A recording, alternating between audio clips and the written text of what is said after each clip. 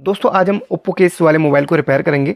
ये मोबाइल बिल्कुल dead condition में है, बट कस्टमर जब हमारे पास लेके आया तब बोला कि यार कस्टमर ने ये इसकी डिस्प्ले टूटी हुई तो डिस्प्ले ही चेंज करनी है।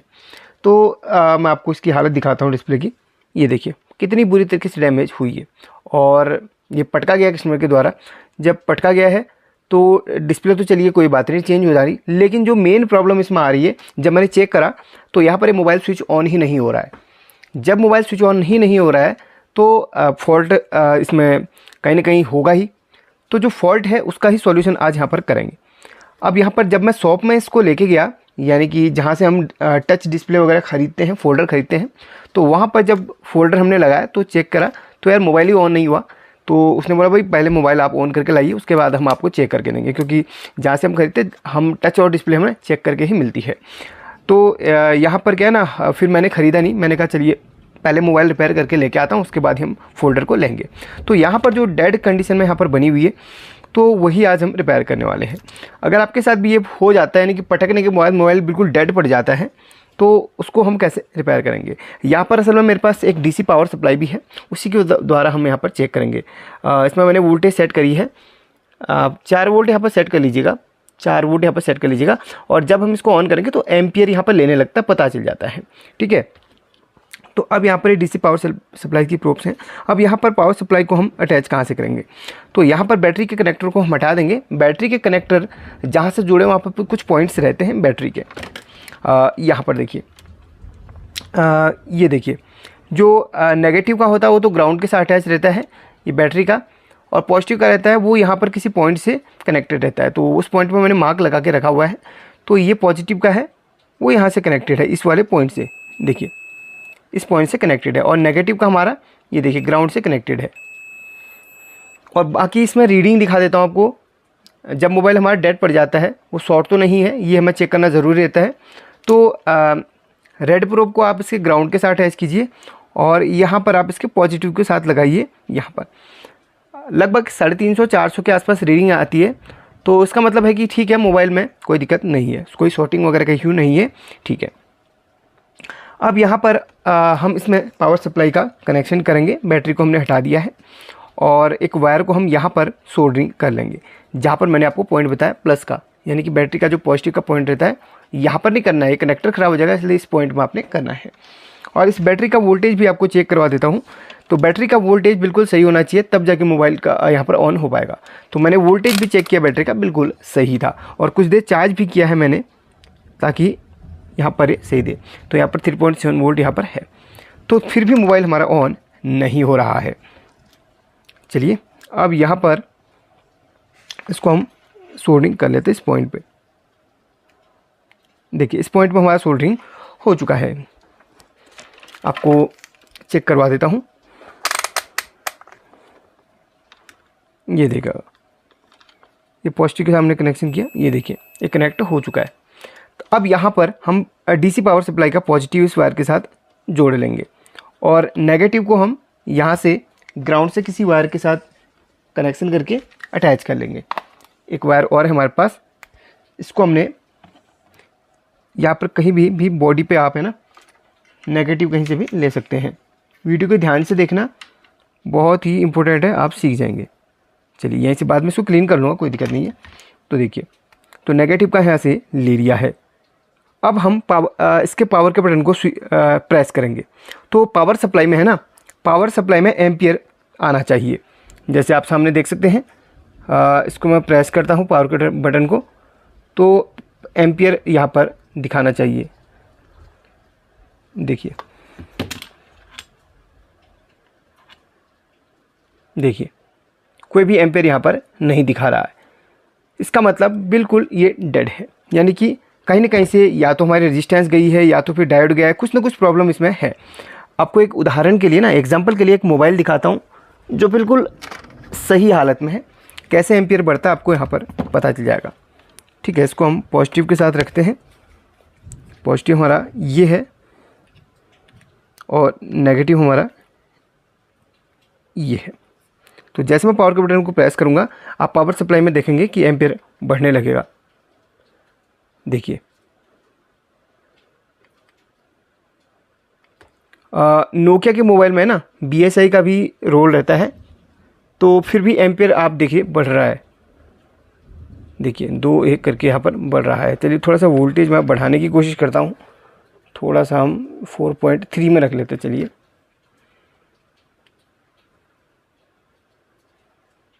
देखिए एम्पियर वाला है ना कुछ यहाँ पर ब्लिंक कर रहा है, बट नोकिया में BSI होता है, तो नोकिया को हम रखते थे साइड पे, एक चाइना मोबाइल को हम ऑन करके दिखाते हैं। तो एक सैमसंग का मोबाइल है हमारे पास, सैमसंग में ही दिखा देते हैं। सैमसंग का भी बिना BSI का ऑन हो जाता है। देखिए अब यहाँ पर हम इसको देखिए, आप एम्पियर वाला सेक्शन देखिएगा, ये वाला, ठीक है। जैसे मैं ऑन करूँगा बढ़ने लगेगा, देखिए एम्पियर लेने लग गया वहाँ पे। ऑन करते समय ना एम्पियर, देखिए ऑन करते समय एम्पियर लेता है, देखा। ये सेट अभी ऑन नहीं हुआ।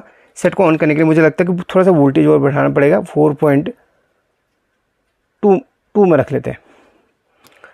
चलिए, और देखिए वहाँ एम्पियर लेने लगेगा, वो देखिए एम्पियर लेने लग रहा है। तो यहाँ पर सेट अभी भी ऑन नहीं हो रहा है, तो थोड़ा सा वो वोल्टेज और बढ़ाएंगे, 4.5। तो उस तरीके से ना मोबाइल ऑन करते समय एम्पियर लेने लगता है, इस तरीके से, ठीक है। तो मोबाइल के लिए वोल्टेज कम है तो और बढ़ाने पर कोई दिक्कत नहीं, बट आपको एम्पियर वाला दिखा दिया। तो इस तरीके से ना एम्पियर बढ़ने लगता है, बट इसमें क्या इश्यू आ रहा है, एम्पियर बढ़ ही नहीं रहा है, ठीक है। अब यहाँ पर हमने इसके मदरबोर्ड को ओपन करना है और यहाँ पर हमने काम करना है। सबसे पहले तो आपने पावर बटन को चेक करना है। दरअसल इसमें पावर बटन बिल्कुल सही है, और यहाँ पर हमने अभी है ना इन दोनों प्लेट्स को खोल के इनके अंदर के कंपोनेंट्स चेक करने हैं। चलिए आपको पहले दिखाई देता हूँ मैं। सबसे पहले इनको हम डिसोल्डरिंग कर लेते हैं। अब यहाँ पर 2 स्क्रू लगे हुए हैं, फटाफट से उन्हें हमने खोलना है। अगर आप स्क्रू ड्राइवर लेना चाहते हैं, इसका लिंक आपको दे दूंगा डिस्क्रिप्शन में, आप ले सकते हैं। काफ़ी लोग डिमांड कर रहे थे, तो उसका लिंक मैं आज दे दूंगा। और यहाँ पर चलिए बैटरी को भी हम उतार लेते हैं।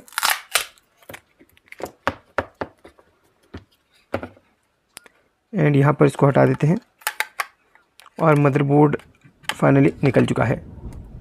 एंटीना का वायर हम हटाते हैं, यानी कि कनेक्टर, ये हमारा मदरबोर्ड निकल के अलग हो चुका है।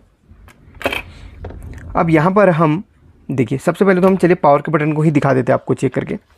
पावर के बटन को चेक करके दिखा देते हैं।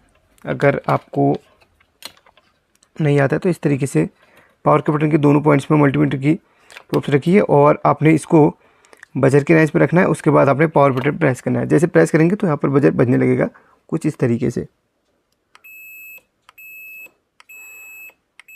ठीक है। तो पावर का बटन बिल्कुल सही है, जो भी प्रॉब्लम हमारी मदरबोर्ड से ही है। मदरबोर्ड पे हम ये पावर के बटन का पॉइंट्स है, तो इसको और इसको हमने खोलना पड़ेगा। तो चलिए सबसे पहले हम इसी को खोलते हैं। तो इसको हीट करेंगे।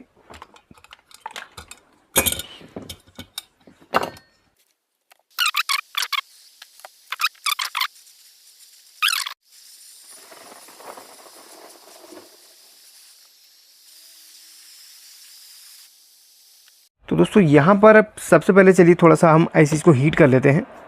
इन आईसीज को ना हीट कर लेते हैं थोड़ा सा।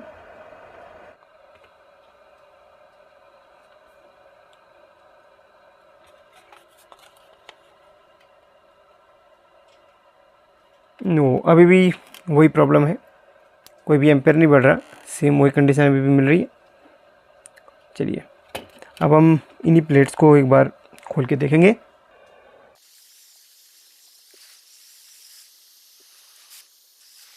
एक कंपोनेंट यहाँ पर टूटा हुआ सा लग रहा है, मैं आपको दिखाता हूँ। चलिए असेंबली मशीन को रखते हैं साइड पे।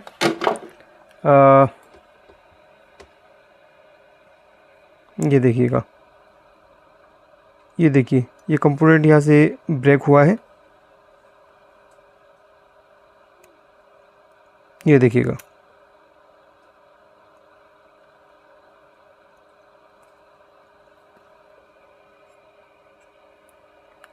देखिए,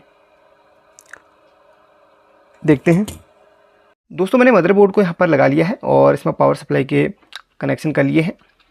और एक चीज़ मैं आपको बता दूँ, यहाँ पर जो कंपोनेंट था ना वो असल में कॉइल थी। मैंने यहाँ पर टेस्ट कर लिया है और अब ये बिल्कुल प्रॉपरली यहाँ पर ना एम्पियर दिखा रहा है। चलिए मैं पावर सप्लाई को थोड़ा यहीं को लेके आके इसी स्क्रीन पे दोनों चीज़ें कवर करवा देता हूँ ताकि दोनों चीज़ें आपको यहाँ पर दिख जाएँ। ये रही हमारी पावर सप्लाई जो कि इसके साथ कनेक्ट है। ठीक है, अब मैं यहाँ पर इसको शॉर्ट करूँगा, कॉइल वाले पॉइंट्स को शॉर्ट करूँगा और पावर बटन को प्रेस करूँगा तो आप देखेंगे यहाँ पर एम्पियर अब ले रहा है, यानी कि प्रॉपरली ऑन हो रहा है। देखिए इसको शॉर्ट किया, अब मैं पावर के बटन को प्रेस करता हूँ। अब देखिए, ये देखिए एम्पियर लेने लग गया है ना। तो यही प्रॉब्लम इसमें थी, सिर्फ एक ही कंपोनेंट यहाँ पर टूटा हुआ था तो वो हमें मिल चुका है, बस अब सही है। तो चलिए इसकी जगह पे हम एक कॉइल को लगा लेते हैं। देखिए दूसरे मदरबोर्ड से हम निकालेंगे, इसको हम हटा देते हैं और दूसरी कॉइल के यहाँ पर अटैच करते हैं। चलिए बहुत छोटा सा फोल्ड इसमें हमें मिल गया। पटकने की वजह से कंपोनेंट ही टूटते हैं कहीं से भी ना। अगर आईसी का फॉल्ट रहे तो फिर तो आईसी को ही रिवॉल्व करना पड़ता है। चलिए यहाँ पर एक सर्किट हमें मिल चुका है जिसमें कॉइल लगी हुई है। ये सर्किट है, इसकी कॉइल को हम निकाल के उसमें लगाएंगे। ये देखिए ये कॉइल को हम उतार के उसमें लगा लेंगे, बस इतना ही हमें काम करना है। चलिए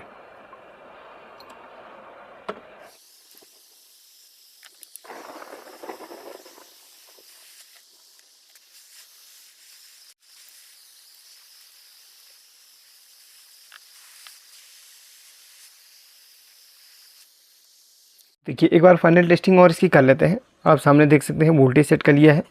अब मैं जब पावर के बटन को प्रेस करता हूँ तो देखिए ये एम्पियर इसका बढ़ने लगेगा। देखिए ये देखिएगा, तो फाइनली हमारा है ना ये बिल्कुल ऑन हो चुका है।